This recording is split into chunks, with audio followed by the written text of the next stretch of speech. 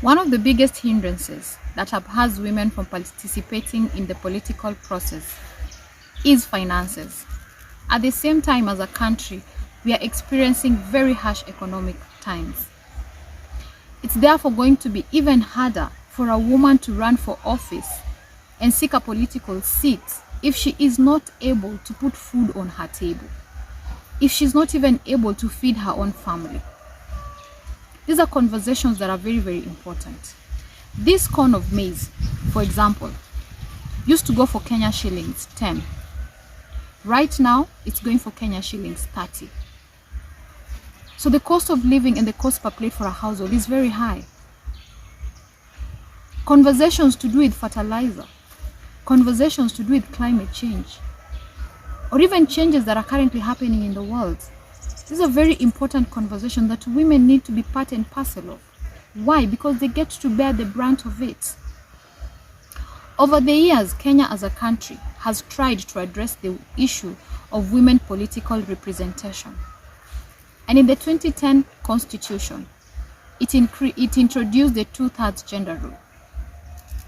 However, it's in the third parliament since that was introduced, but still, the gender threshold has not been met. But one of the questions that we also need to ask ourselves is the introduction of affirmative action seats has increased the number of women. Yes, it has. But how has that translated to addressing the issues and the challenges that women are affecting in the grassroots or at grassroots levels? How did the introduction of affirmative action seats translate to the mama mboga, translate to the woman in the market, the woman at the lowest level of cadre? How has that influenced them, and how is that going to influence their lives and bring change to their decisions? Devolved government was also introduced in the 2010 Constitution, which blotted and brought a big number of representation. Question that we should ask ourselves is, how has that translated and affected the life of women within the county governments? Is it any better? Should we increase the number? And what is the opinion of women about it? It is very imperative, ladies and gentlemen, as you tune into another show and another episode,